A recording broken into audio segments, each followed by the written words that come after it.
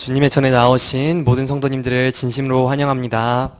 저희 함께 찬양으로 예배 시작하시겠습니다. 찬미가 225장 빈들의 마른 풀같이 함께 찬양하시겠습니다. 찬미가 225장 빈들의 마른 풀같이 함께 찬양하시겠습니다.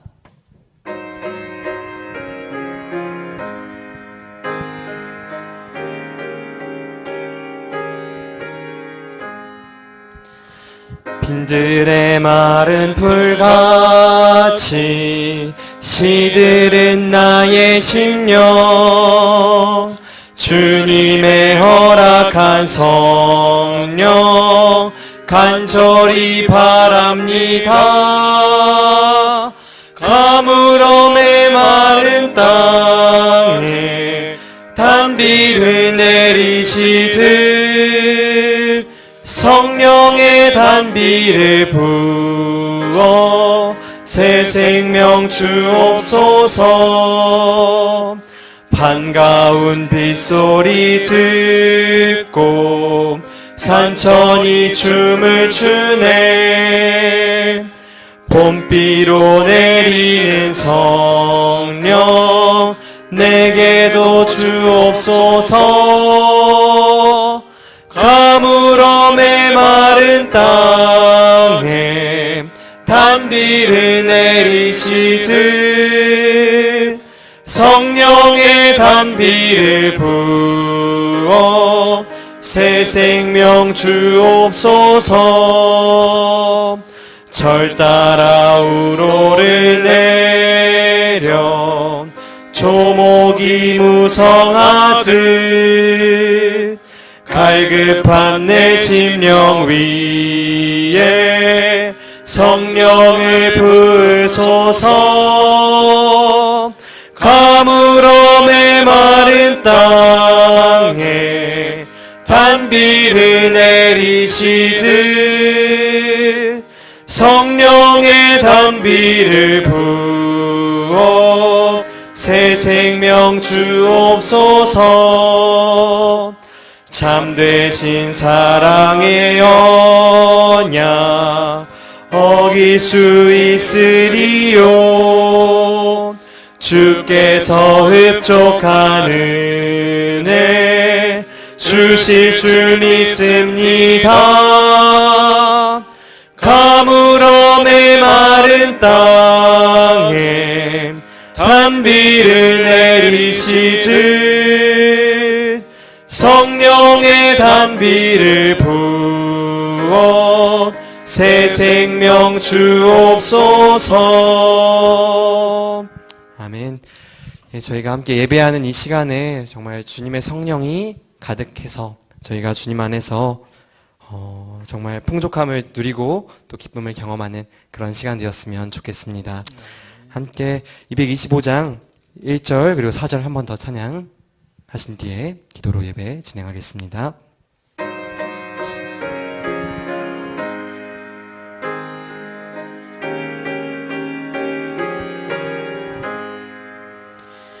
빈들의 마른 풀같이 시들은 나의 심령 주님의 허락한 성령 간절히 바랍니다. 가물어 메마른 땅에 단비를 내리시듯 성령의 단비를 부어 새 생명 주옵소서. 4절입니다. 참되신 사랑의 언약 어길 수 있으리요. 주께서 흡족한 은혜 주실 줄 믿습니다. 가물어 메마른 땅에 단비를 내리시듯 성령의 단비를 부어 새 생명 주옵소서.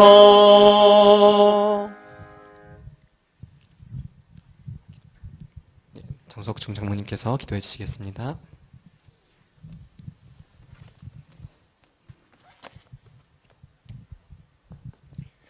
사랑의 하나님 아버지, 안식 후 3일 예배에 저희들 인도해 주셔서 감사합니다.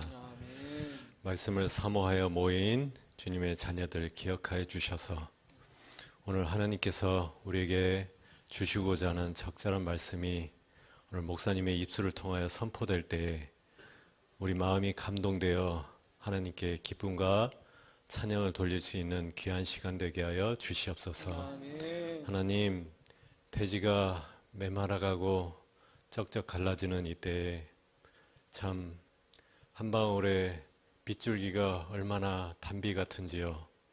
하나님, 우리 마음에도 이러한 성령의 단비가 부어지기를 원합니다. 그래서 우리의 메마른 영육의 모습 속에 하나님의 성령의 풍성한 은혜가 채워주셔서 정말 우리가 어떠한 삶을 살아야 될지를 또 우리의 삶 속에서 드러나며 또 우리의 생명 되신 주님을 증거하는 아름다운 생명의 싹이 우리의 삶 속에서 드러날 수 있도록 아버지와 축복하여 주시옵소서. 이 시간 정말 기도는 하고 싶으나 또 말씀을 보고 싶으나 여러 사정들로 인해서 이 자리에 함께하지 못한 주님의 자녀들 있거든. 주님이 어느 곳에든지 하나님이 위로하여 주시고 또 함께하여 주시옵소서. 이 시간 주님께서 시작하는 이 시간 마치는 순간까지 온전히 하나님께서 영광 받아주시기를 사랑의 예수님 이름으로 간절히 기도하옵나이다. 아멘. 아멘.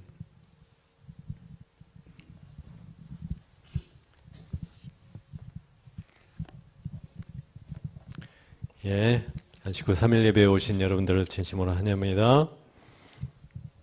시작 찬미 419장을 부르신 후에 목사님 말씀 듣도록 하겠습니다. 419장입니다.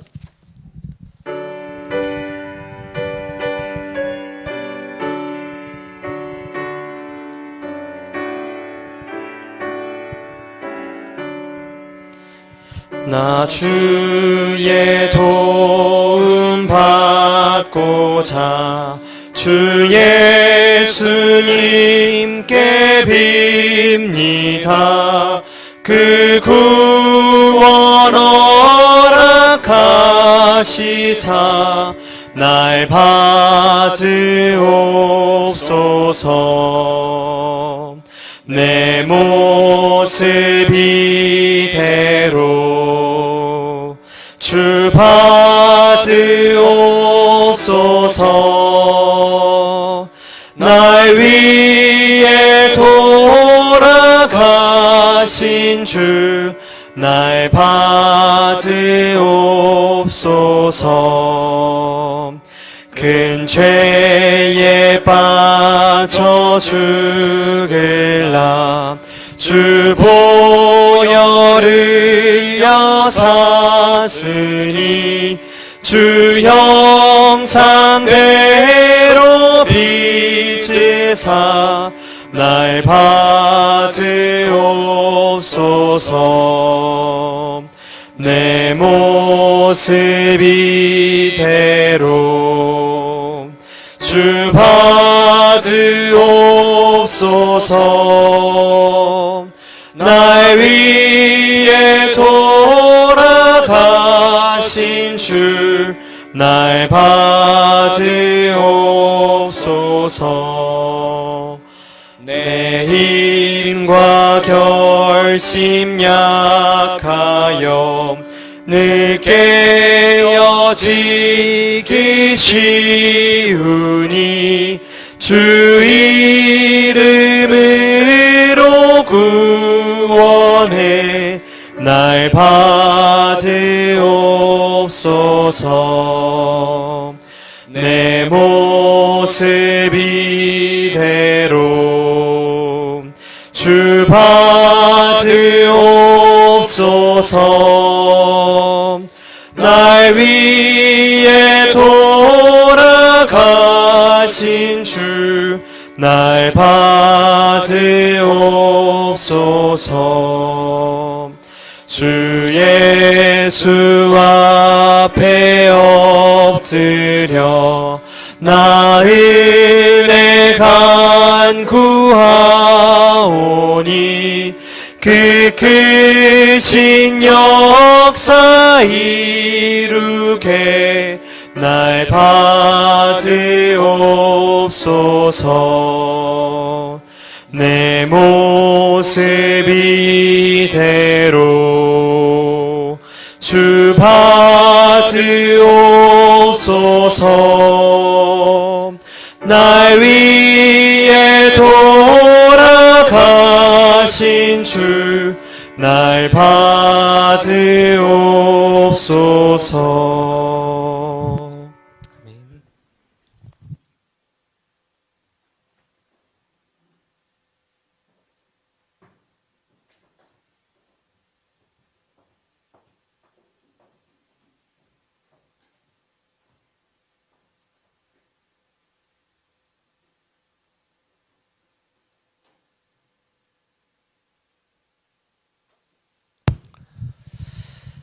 아멘. 네, 안녕하십니까?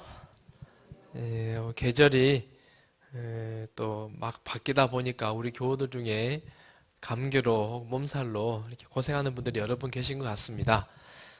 우리 건강 잘 지키시고 또 하나님의 지혜를 구할 수 있는 우리 모두가 되면 좋겠습니다. 이 시간에는 반대하는 자들에게 라고 하는 제목으로 마태복음 11장부터 13장을 좀 살피겠습니다. 먼저 마태복음 11장 18절 19절 제가 봉독하겠습니다. 마태복음 11장 18절에서 19절입니다.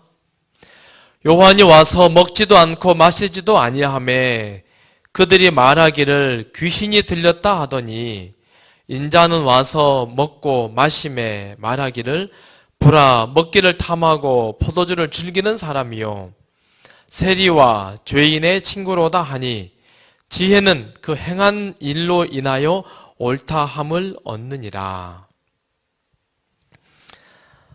이 세상은 사단과 하나님 사이에 대쟁투, 전쟁의 현장입니다. 사단은 할 수만 있으면 하나님의 백성들을 택하신 자들을 할지라도 하나님으로부터 멀리 떨어지게 하려고 참 부지런히 애를 쓰고 있습니다. 오늘도 사단 밥벌이 했을까요? 못 했을까요? 네. 밥벌이 했을까요? 오늘은 다 실패했을까요? 네. 오늘도 많이 성공을 아마 거두었을 거라고 생각이 됩니다. 근데 마태복음 11장, 12장에 보면 계속 예수님을 반대하는 그런 무리들이 등장합니다. 요한은 와서 먹지 않는다 하고는 귀신 들렸다라고 말합니다. 안 먹는 사람은 귀신 들렸다라고 말하고 예수님은 와서 또 먹고 마시니까 뭐라 그래요? 먹기를 탐하고 포도주를 즐기는 사람이다 라고 이야기합니다. 그리고 죄인들, 세리들하고 같이 어울리니까 예수님은 죄에 관해서 참 관대한 사람이구나 라고 말합니다. 그리고 이어서 우리 11장 살펴보면은 안식일에 병을 고치니까 뭐라 그래요? 율법을 범한다. 그리고 귀신 들린 사람을 고치니까 귀신의 왕이다 라고 말합니다. 계속 예수님의 어떤 사역에 관해서 반대하고 오해하고 예수님을 힘들게 하는 그런 사람들을 참 많이 보게 됩니다. 예수님은 이런 반대들을 만났을 때에 어떻게 하셨을까? 오늘 말씀을 통해서 좀 살펴보고 싶습니다. 유대인인데 독일에서 자란 한 소년이 있었습니다. 이 소년은 아버지를 참 존경했습니다. 그리고 아버지는 유대인으로서 유대인 회당에 성실하게 출석했습니다. 온 가족이 토요일날 안식일이 되면 다 가서 예배를 드리고 왔어요. 유대인이니까. 그리고 안식일 때문에 온 가족이 똘똘 뭉쳤습니다. 그런데 어느 날 가족이 어쩔 수 없이 자기가 살던 곳에서 멀리 시골로 이사를 가게 되었습니다. 시골 마을 이사 가서 보니까 회당은 없고 마을 통틀어서 교회가 하나 있는데 루터 교회가 있더랍니다. 유태인이, 회당 다니던 유태인이 가니까 루터 교회가 있어요. 어떻게 해야 될까요? 아버지가 애들을 다, 친구들을 다 불러 모아놓고 이제부터 우리 가족은 유태교 포기하고 루터교로 다음 주 일요일부터 출근한다. 출근이 뭐라 그러죠? 출석한다 라고 이야기를 합니다. 그런데 식구들이 왜요? 우리는 유태인이잖아요. 아버지가 뭐라 그랬을까요? 보니까 이 마을은 대부분 다 루터교인들이다. 우리가 먹고 살기 위해서는 사업을 용이하게 하기 위해서는 어느 교회로 개종해야 돼요? 루터교회로 개종해야겠구나. 아버지가 그렇게 말하더랍니다. 아버지께 정말 존경을 표하고 참 가족을 사랑했던 이 소년이 아버지에 관한 굉장한 배신감이 들었습니다. 어떻게 자기 종교를 저렇게 순식간에 바꿀 수 있지?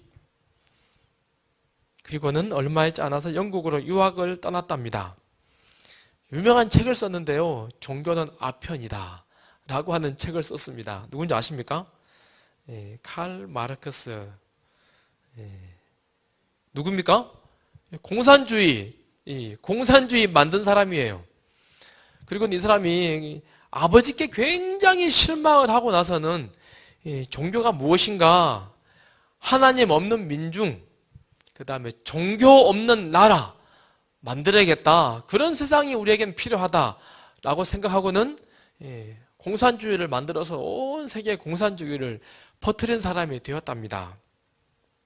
다시 말하면 반대를 두려워하는 아버지 때문에 공산주의가 생겼다라고 하는 것입니다. 우리 살다 보면 반대 만납니까?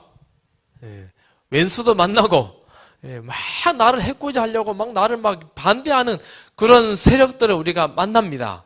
그럴 때 어떻게 해야 할까요? 예수님은 참 많은 반대들을 만나셨습니다. 첫 번째는 오해를 받으셨습니다. 요한이 옥에서 그리스도께서 하신 일을 듣고 제자들을 보내어 예수께 여짜오되 오실 그이가 당신이오니까 우리가 다른 일을 기다리오리이까. 누가 한 말입니까? 침례 요한이.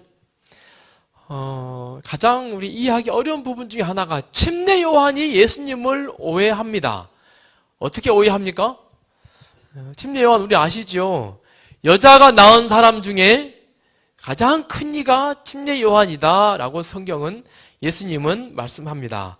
광야에서 외치는 자의 소리였고 예수님이 이 땅에 오시는 길을 정말 예비하고 길을 닦았던 사람입니다. 예수님 침례받는 날 이는 내 사랑하는 아들이요 내 기뻐하는 자라 라고 하는 음성이 들릴 때 침례 요한도 같이 동일한 예수님의 음성을 들었다라고 소개합니다. 보라 세상 죄를 지고 가는 하나님의 어린 양이로다 라고 외쳤던 사람이고 저분의 능력과 권능 앞에 나는 신발끈을 풀기도 감당할 수 없는 사람이다. 예수님에 관한 믿음과 예수님에 대한 확신이 아주 뚜렷한 그런 사람이었습니다. 그런데 오실 그이가 당신이오니까 우리가 다른 일을 기다려야 합니까? 라고 하는 그런 예수님에 관한 이야기를 어떻게 침례 요한이 할 수 있게 되었을까?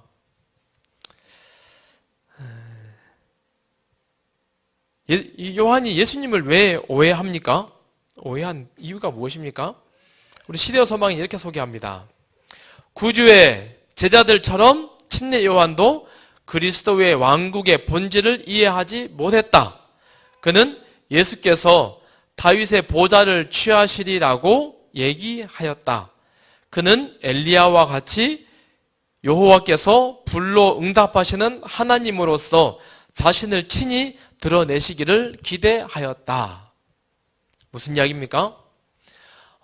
침례 요한은 예수님은 단호하게 뭔가 행동하길 바랬고 당장의 다윗의 보좌에 앉는 것이 예수님의 사명이고 그분의 일이라고 생각했던 것 같습니다. 그래서 우리 마태복음 3장의 침례 요한의 기별을 가만히 보면은요, 아주 그냥 강하고 날카롭잖아요. 회개하라, 천국이 가까웠다라고 말하고 좋은 열매를 맺지 아니하면 도끼가 나무 뿌리 위에 놓였으니 찍어서 뭐 해버린다? 불에다 던져버릴 것이다 라고 이야기합니다. 회개에 합당한 열매를 맺어라 라고 말하고 알곡은 모아서 곳간에 죽정이는 모아서 불에다가 태워버릴 것이다. 단호하게 아주 그냥 회개하지 않으면 당장에 불에 탄다라고 하는 어마어마한 이야기를 단호하게 그렇게 말하고 있는 요한의 모습을 소개하고 있습니다. 예수님이 만왕의 왕으로서 메시아로서 힘과 권력을 가지고 이 땅에 오셔서는 사람들에게 짜자잔 단호하게 뭔가를 하기를 바라시는 예수님의 모습을 침례 요한은 그리고 있었던 것 같습니다. 오늘날 우리들도 그런 하나님을 참 많이 기도하고 있지는 않는지 모르겠습니다. 제가 처음 목회를 나와서는 군산 서부 있는데요. 교회 나오시 얼마 되지 않는 우리 한 분이 계셨는데 정말 뜨겁게 신앙했어요. 그 집 가서 구역반 예배도 참 재밌게 드리고 얼마나 교회 화금토 예배 빠지지 않고 정말 잘 나오는 한 분이 계셨습니다. 아들도 교회 나오고 며느리도 나오고 남편도 곧 나오려고 막 나올까 말까 교회도 어쩌다 한 번씩 오기도 하고 막 굉장히 불타오르는 한 가정이었습니다. 그런데 어느 날 집사님이 병원에 가서 건강검진을 하고 나서는 암이 걸렸대요. 그것도 3기. 뭐 가족들이 뭐 다른 가족들은 믿지 않는 가족이니까요. 근데 그 집사님 믿음이 있었어요.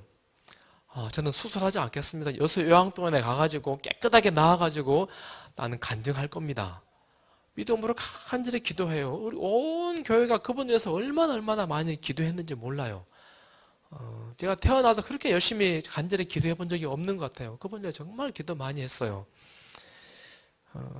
하나님께서 기도에 응답하셔서 정말 깨끗하게 나와서 이분이 정말 바로 서서 가족들에게 본이 되고 남편도 전도하고 그 다음에 다른 가족들까지 다 전도하겠다라고 하는 그런 믿음의 확신이 참 많이 들었습니다. 그런데 시간이 지나면서 그분이 시름시름 몸이 회복되지 않는 것입니다.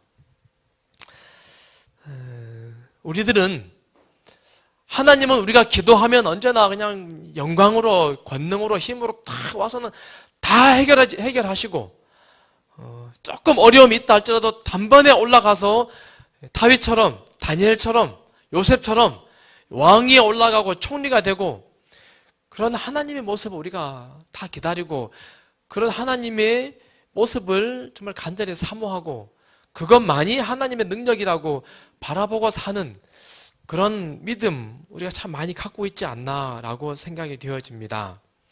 엘리야처럼 기도하면 하늘에서 불이 쫙 내려와요. 기도하면 비가 내려와요. 그런 하나님을 우리가 그런 하나님이 전부라고 생각하고 혹은 살고 있지 않는지요. 침례 요한은 그렇게 하나님을 예수님을 바라보았습니다. 그 감옥에 갇혔어요. 그러면 예수님께서 어떻게 하셔야 돼요? 기적을 베푸셔서 그를 감옥에서 끄집어 내셔야 되고 찾아오셔서 위로해 주시기를 간절히 바랬습니다. 그러나 아무런 기도의 응답이 없는 것입니다. 그랬더니 뭐라 그래요? 당신이 정말 그분 맞습니까? 우리가 그렇게 기다렸던 그 메시아 오실 그이가 맞습니까? 라고 예수님을 향하여 지금 뭐 하는 거예요? 의심하는 것입니다. 그의 믿음에 확신이 들지 않는다라고 지금 이야기하는 것 아니겠습니까? 그랬더니 예수님께서 요한의 제자들에게 말씀하십니다. 예수께서 대답하여 이르시되 너희가 가서 듣고 보는 것을 요한에게 알리되 맹인이 보며 못 걷는 사람이 걸으며 나병 환자가 깨끗함을 받으며 못 듣는 자가 들으며 죽은 자가 살아나며 가난한 자에게 복음이 전파된다 하라. 오늘부터 내가 하는 것 좀 잘 봐. 그리고 본대로 가서 침례 요한에게 너네 스승에게 가서 알려라 라고 한 것입니다. 그리고 어떻게 하세요? 그냥 묵묵히 그분께서 마땅히 감당해야 되는 사명을 하고 있는 거예요. 침례 요한은 거들떠 보지도 않으시고 그리고는 오늘 다 잘 봤지? 해가 뉘엿뉘엿 져갈 때 본 그대로 가서 이야기해 라고 알려줍니다. 침례 요한이 어떻게 했습니까?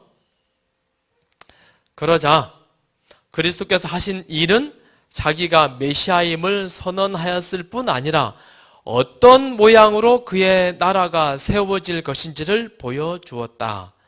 광야에서 엘리야에게 이르렀던 그 같은 진리가 요한에게도 공개되었다. 광야에서 엘리야에게 보여줬던 그 진리가 어떤 진리입니까? 갈멜산에서가 아니고 광야에서 우르릉 쾅쾅 번개가 번쩍번쩍 막 시끄럽고 막 요란한 그런 곳에 하나님의 음성이 하나님의 임재가 있는 것이 아니고 어디예요? 세미한 소리 가운데 하나님이 다른 사람 들을 수 없는 그 마음으로 조용히 말씀하시는 그 소리를 엘리야가 듣고 하나님이 이곳에 계시는구나. 나에게 이렇게 말씀하시는구나. 엘리야가 듣고 다시 일어나서 자기의 사명을 감당하는 모습. 그런데 이 사실을 요한이 깨닫게 되었다라고 이야기합니다. 다시 말하면 하늘나라는 하나님의 하시는 일은 많은 경우에 완력이나 힘이나 권력이나 어떤 그런 대단하게 보이는 어떤 것으로가 아니라 조용히 누룩처럼 한쪽 구석에서 조용히 사람들의 마음을 변화시키는 그 일을 하는 것이 하나님의 일이다라고 지금 이야기하는 것입니다. 다시 말하면 예수님은 섬김을 받으시는 자가 아니라 조용히 사람들을 섬기는 것, 그 일로 인해서 하나님의 일을 하신다. 이것이 예수님의 사명을 보여주는 일이고 이것이 예수님의 품성이다라고 지금 보여줍니다. 그렇기 때문에 예수님은 이렇게 말씀하실 수 있습니다. 수고하고 무거운 짐진 자들아 다 내게로 오라. 내가 너희를 쉬게 하리라. 나는 마음이 온유하고 겸손하니 나의 멍에를 메고 내게 배우라. 그리하면 너희 마음이 쉼을 얻으리니 이는 내 멍에는 쉽고 내 짐은 가벼움이라 하시니라. 우리가 믿는 예수님은 온유하고 겸손하시고 인내하시는 그런 하나님이십니다. 맞습니까? 나를 따르라! 칼을 들고 막 휘두르면서 앞에 장애물들을 다 없애주면서 막 하게 하는 그런 하나님이 아니라 온유하고 겸손하니 그러시면서 많은 반대를 받으세요. 많은 핍박을 받으십니다. 그러면서 삶으로 하나님 나라가 어떤 것인지 하나님을 따르는 사람의 품성이 어떤 것인지 그렇게 예수님을 보여주세요. 그리고는 나는 마음이 온유하고 겸손하니 내게 배우라. 그리하면 쉼이 있다. 그리하면 평화가 있다. 그리하면 하나님의 임재가 너희 가슴 가운데 있을 것이다 라고 말씀합니다.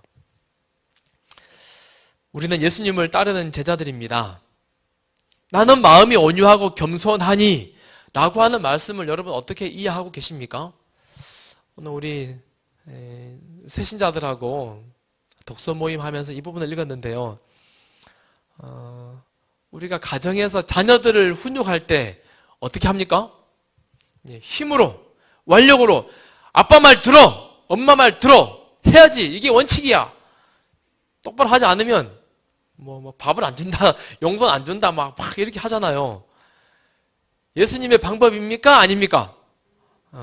예수님은 어떻게 하라 그랬어요? 온유하고 겸손하니. 우리 가정에서도 우리는 온유와 겸손을 뭔가 힘이나 권위로 가정을 돌보고 가족 간에 무엇인가를 이루어가는 것이 아니라 온유와 겸손으로 성도 간에는 사람과 사람 사이에는 이웃 간에는 어떻게 해야 합니까? 권위로? 힘으로? 아니라 온유함으로 겸손함으로 그리고 내게 배우라. 그리하면 너희 가정이 쉼을 얻으리라. 너희 나라가 너희 교회가 쉼을 얻으리라 라고 말씀합니다. 우리는 예수님의 제자들입니다. 무엇을 배워야 합니까? 예수님의 온유와 겸손을. 예수님의 온유와 겸손을 잘 배우시는 우리 모든 제자들이 되기를 간절히 소망합니다. 두 번째, 예수님은 또 반대를 만납니다. 12장 1절과 2절. 그때 예수께서 안식일에 밀밭 사이로 가실새 제자들이 시장하여 이삭을 잘라 먹으니 바리새인들이 보고 예수께 말하되 보시오, 당신의 제자들이 안식일에 하지 못할 일을 하나이다. 잘 아시는 이야기죠. 어느 날 안식일 날 예수님의 제자들이 길을 가다가 밀 이삭을 잘라 먹었습니다. 우리가 아시는 것처럼 안식일 날은 이동해야 되는 거리가 있습니다. 2000규빗, 약 900m입니다. 이들이 가는 길이 어떤 길일까요? 아마 다른 마을로 가는 길은 아니었던 것 같습니다. 900m밖에 되지 않는 길. 어디를 갔을까요? 어디를? 아마도 회당 갔다가 오는 길 아닐까요? 교회 갔다 오는 아마 그런 길이었다라고 하는 것이 가장 합리적인 대답인 것 같습니다. 우리 교회 오면 점심 때 밥 먹고 가야죠. 근데 아마도 예수님은 자기 마을이 아니잖아요. 다른 마을에 가서 다른 마을에 있는 회당에 가서 예배 드리고 오는 길이에요. 당연히 누군가가 우리 집에 밥 먹으러 갑시다 하고 초청해야 되는 건 아닙니까? 근데 아무도 예수님을 초청하지 않는 거예요. 예수님은 집이 없어요. 갈 데가 없습니다. 그래서 제자들이 오죽했으면 뭐 하는 거예요? 길 가다가 배가 고파서 밀 이삭을 잘라 먹은 것입니다. 안식일이 참 힘든 날이었다라고 생각이 됩니다. 그런 모습을 보면 도의적인 생각에 보통 사람이라면 야, 우리가 먹을 것을 주지 않아서 저 다른 동네 사람들이 고생하고 있구나. 미안한 마음이 들어야 되는 게 당연한 거 아닙니까? 그리고 뭐라 해야 돼요? 우리 집에 가서 밥 먹읍시다. 자기 집으로 데려가야 되는 게 당연한 일인데 지금 어떻게 하고 있습니까? 안식일에 하지 못할 일을 하고 있습니다. 왜 그렇게 하고 있습니까? 비난하고 지금 책망하고 있습니다. 책임감을 느끼지 못하고 오히려 정죄하고 비난합니다. 무엇 때문에? 하나님의 율법을 잘 지키기 위해서 사랑을 나누지 못하고 비난하고 원망하고 그런 모습 지금 제자들에게 지금 보여주고 있는 것입니다. 또 다른 장면, 한쪽 손 마른 사람이 있는지라 사람들이 예수를 고발하려 하여 물어 이르되 안식일에 병 고치는 것이 옳으니까? 안식일이 무슨 날입니까? 안식일 날 병 고치면 돼요, 안 돼요? 유대인들은 안 된다라고 지금 이야기하죠. 그날은 일하면 안 된다라고 말합니다. 안식일을 잘 지키지 못한다고 예수님을 지금 계속 비난하는 장면들을 소개하고 있습니다. 안식일 준수의 원칙이 있습니다. 우리 십계명이 네 번째 계명이죠. 그 가운데 모든 것을 만들고 일곱째 날에 쉬었음이니라. 그러므로 나 여호와가 안식일을 복되게 하여 그날을 거룩하게 하였느니라. 복되게 하여, 이 복이 뭡니까? 행복 혹은 잘 되는 거 뭐 그런 여러 가지 의미가 있잖아요. 여기서 말하는 복이 어떤 복입니까? 안식일은 복을 받는 날이에요. 어떤 복을 받는 날입니까? 어떤 복? 자, 셋 중에 찍어 보십시오. 어떤 것입니까? 정신적인 복을 받는다. 1번. 2번. 영적인 복을 받는다. 3번. 육체적인 복을 받는다. 야, 우리 추집사님 빙고 감사합니다. 예. 어떤 복이에요? 셋 다잖아요. 예. 나는 영적인 복만 받아. 육체는 좀 고생하고 해도 괜찮아. 배가 고파도 괜찮고 막 고행을 해도 돼. 정신적으로는 막 스트레스 받아도 돼. 하나님하고만 연결되어 있으면 돼. 그런 것입니까? 안식일은 어떤 날이에요? 복 받는 날이에요. 무슨 복 받는 날이에요? 정신적으로 편안한 복을 받는 날입니다. 영적으로 하나님이 함께 계시는 임재의 축복을 받는 날이에요. 육체는요. 예, 우리 육체도 복을 받는 날이 안식일입니다. 몸이 상하고 아프고 쓰러져 있으면 누군가가 그를 돌봐줘서 몸이 회복이 있고 건강하게 되는 거 안식일의 축복 아니겠습니까? 근데 유대인들은 그거 몰랐나 봅니다. 안식일은 모든 것이 충족되고 모든 것이 정신적, 영적, 육체적 모두가 다 즐거운 날이 안식일이 되어야 합니다. 할 수만 있으면. 그런데 병 고치면 안 됩니다. 다시 말해서 육체는 육체는 복을 받아는 안 됩니다. 라고 지금 이야기하는 거예요. 율법을 잘 못 아는 것이죠. 안식일의 의미를 잘못 이해하는 것 아니겠습니까? 예수님은 이렇게 생각하는 이들을 향해서 어떻게 대처하십니까? 마태복음 12장 이어서 예수께서 이르시되 너희 중에 어떤 사람이 양 한 마리가 있어 안식일에 구덩이에 빠졌으면 끌어내지 않겠느냐? 사람이 양보다 얼마나 더 귀하냐? 그러므로 안식일에 선을 행하는 것이 옳으니라. 유대인들의 그 율법이나 이런 조문들 보면요, 이게 시대마다 좀 바뀌긴 해요. 그런데 많은 경우에 안식일이라 할지라도 구덩이에 짐승이 빠져 있으면 끄집어 내라라고 되어 있어요. 어떤 경우에는 구덩이에 있는 그 짐승 먹을 것을 주고 나올 수 있도록 널판지를 받쳐주고 그것도 안 되면 끄집어 내야 된다라고 자기들의 안식일 율법 조문에 그렇게 기록되어 있습니다. 그런데 짐승은 끄집어 내라 하는데 사람은 뭐라 그래요? 안식일에 병을 고치면 안 된다라고 하는 거예요. 안식일날 고통받고 있는 이 사람들을 뭐 해야 돼요? 살려내는 것이 당연한 일 아니겠습니까? 그리고 말씀하시기를 그러므로 안식일에 선을 행하는 것이 옳으니라. 안식일은 누구를 비난하는 날이 아니라 뭐 하는 날이에요? 선을 행하는 날입니다. 우리의 육체에 누군가의 어려움을 돕도록 하는 날이 안식일이라고 지금 예수님이 말씀하십니다. 자, 우리들의 안식일은 어떤 날입니까? 우리들의 안식일. 안식일 뭐 하는 날이죠? 푹 쉬는 날이죠. 예. 쉬기만 하는 날이 되면 됩니까? 안 됩니까? 여기 보니까는 안식일에 뭘 하라고요? 선을 행하는 것이 옳으니라. 안식일을 뭐 해야 돼요? 열심히 선을 행하고 봉사하는 날이 안식일의 진짜 의미다라고 말합니다. 우리 빛골 성도님들은 안식일 교인들이죠. 토요일날 쉬는 교인들이 아니라 안식일 교인들. 안식일날 우리가 할 수만 있으면 예수님의 이름으로 많이 봉사하고 선을 행하는 그런 것, 하나님께서 말씀하시는 안식일의 진짜 의미다라고 말씀하는 것이죠. 그런데 이 예수님을 반대하고 비난하는 사람들을 향해서 예수님께서 결코 똑같이 비난하지 않으십니다. 그들을 책망하지 않으세요. 그저 상식적인 선에서 이야기하는 겁니다. 어떤 사람이 양 한 마리가 있는데 안식일에 구덩이에 빠졌으면 꾸집어 내겠지. 아주 그냥 너무 쉽게 안식일을 잘 설명해 주시는 것입니다. 자, 세 번째, 예수님을 또 반대하는 사람들입니다. 그때에 귀신 들려 눈 멀고 말 못하는 사람을 데리고 왔거늘 예수께서 고쳐주심에 무리가 다 놀라 이르되 이는 다윗의 자손이 아니냐. 예수님이 병든 사람을 고쳐주니까 사람들이 뭐라 그래요? 와, 다윗의 자손이다. 다시 말해서 우리가 기다렸던 그 메시아가 아니냐, 하나님의 아들이 아니냐라고 사람들이 다 칭송합니다. 그러나 바리새인들은 듣고 이르되 이가 귀신의 왕 바세부를 힘입지 않고는 귀신을 쫓아내지 못하느니라 하거늘.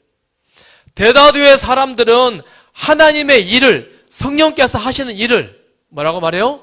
하나님의 일이다. 이것은 성령 하나님의 역사다라고 말하는데 어떤 사람들은 뭐라고 말해요? 하나님의 역사가 아니고 누구의 역사다? 귀신의 역사다. 사단 마귀가 하는 일이다 라고 이야기합니다. 무슨 이야기입니까? 예수님께서 이렇게 이어서 말합니다. 사람에 대한 모든 죄와 모독은 사하심을 얻되 성령을 모독하는 것은 사하심을 얻지 못하겠고 또 누구든지 말로 인자를 거역하면 사하심을 얻되 누구든지 말로 성령을 거역하면 이 세상과 오는 세상에서도 사하심을 얻지 못하리라. 무슨 얘기입니까? 하나님의 확실한 증거가 보이고 성령께서 일하시는 모습을 봤음에도 불구하고 이것이 하나님의 역사라고 말하지 않고 누구 일이다 그래요? 귀신이 한 일이다 라고 해버려요. 지금 이게 무슨 이야기입니까? 성령의 역사를 귀신의 역사로 돌려버리는 그런 일을 지금 그들이 이야기하고 있는 것입니다. 그들은 왜 하나님의 일을 이렇게 폄하하고 무시하고 뭉개버리고 오히려 사단이 했던 일이다라고 말하는 지경에까지 이르게 되었을까요? 어떻게 감히 유대인들이 하나님을 믿는다라고 하는 사람들이 하나님께서 하신 일을 가지고 마귀가 일한 것이라고 말할 수 있을까? 무엇 때문이죠?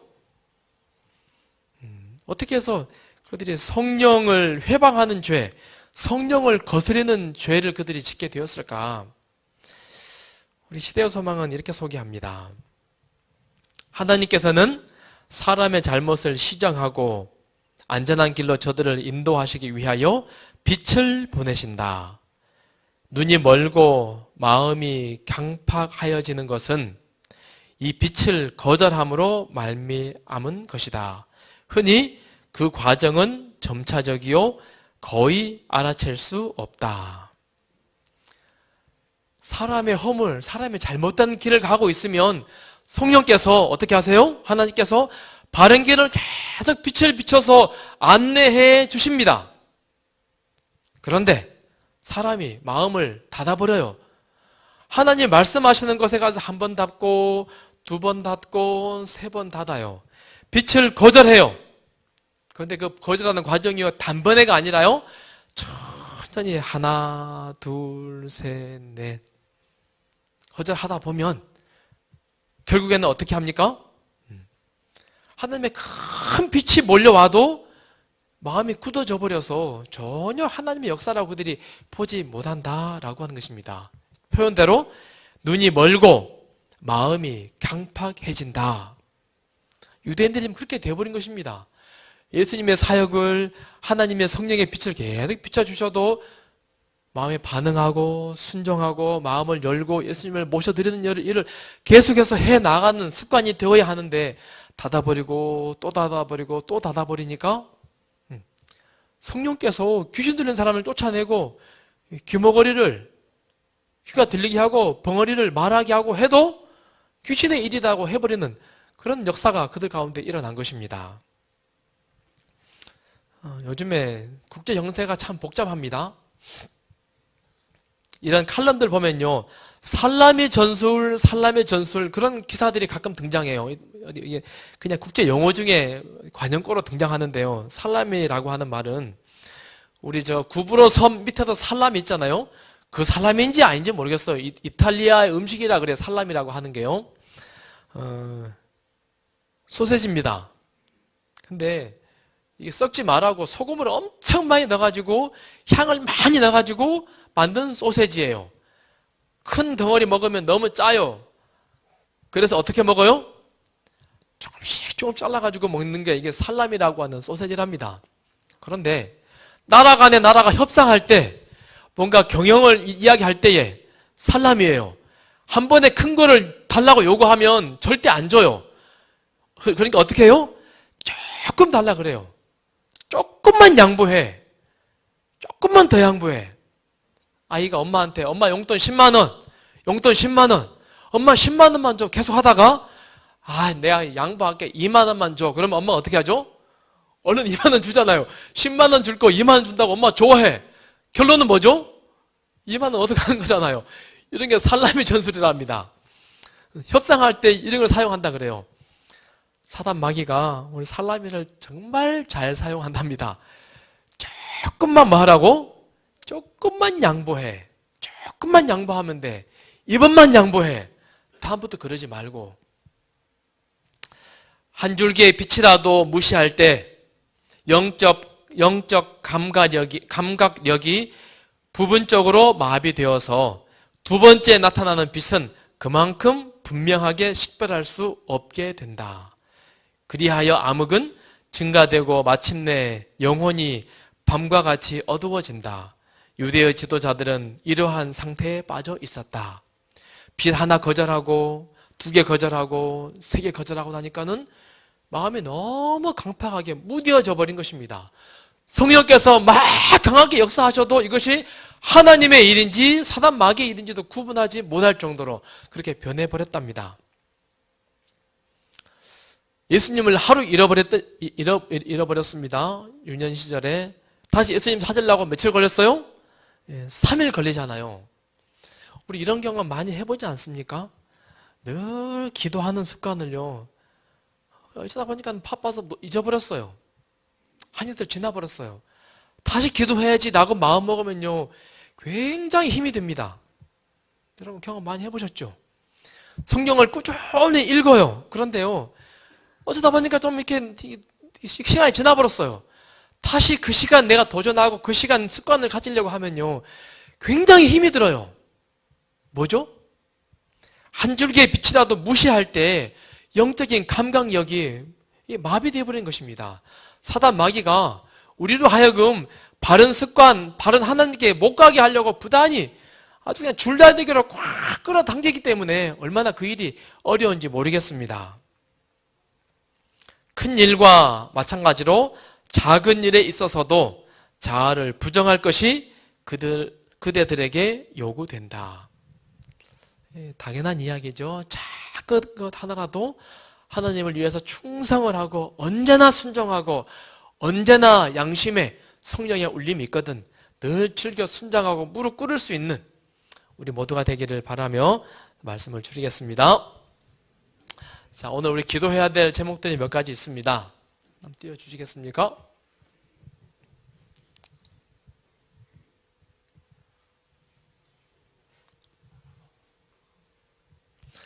네, 우리 교회가 더 건강한 교회가 되길 위해서 간절히 기도해 주시고요. 또 우리 16개 목장들을 위해서 우리 기도해 주시면 좋겠습니다. 또 우리 교회 환우들이 여러 분 계십니다.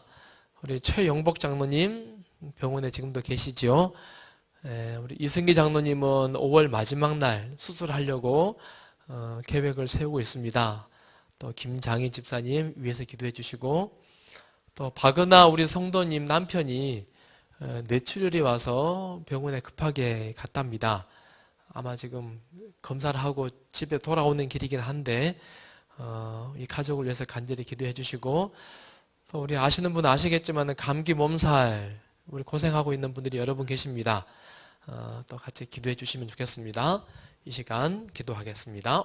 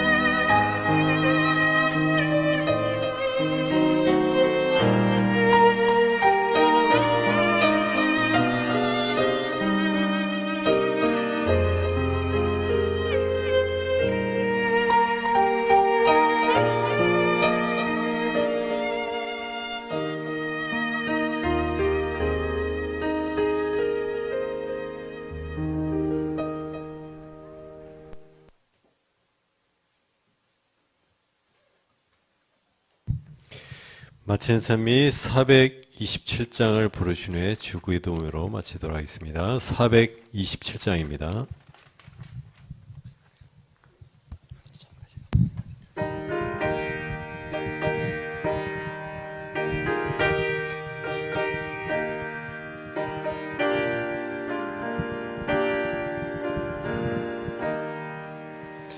마음의 평화 얻고 믿음 자라기를 내가 간절히 기도하나.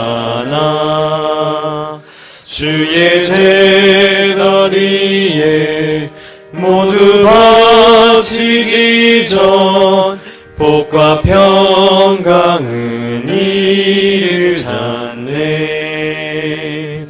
주의 재단에 산제사 드렸는가. 주의 맘에 계시는가. 너의 몸과 마음을 주께 바칠 때만 복과 평강이 이르겠네. 주의 밝은 빛에 항상 살아가며 복과 평강을 얻으려네. 자유 누리려면 주의 뜻을 좇고 너의 모든 것 희생하라. 주의 재단에 산제사 드렸는가. 주의 맘에 계시는가. 너의 몸과 마음을 주께 바칠 때만 복과 평강이 이르겠네. 주의 재단 위에 모두 바친 후에 주와 가까이 사귀겠네. 주의 주실 기쁨 또한 그의 사랑 어찌 말로 다 형용하랴. 주의 재단에 산제사 드렸는가. 주 내 맘에 계시는가. 너의 몸과 마음을 주께 바칠 때만 복과 평강이 이르겠네. 하늘에 계신 우리 아버지시여, 이름이 거룩히 여김을 받으시오며 나라가 임하옵시며 뜻이 하늘에서 이루어진 것 같이 땅에서도 이루어지이다. 오늘날 우리에게 일용할 양식을 주옵시고 우리가 우리에게 죄 지은 자를 사하여 준 것 같이 우리 죄를 사하여 주옵시고 우리를 시험에 들게 하지 마옵시며 다만 악에서 구하옵소서. 나라와 권세와 영광이 아버지께 영원히 있사옵나이다. 아멘.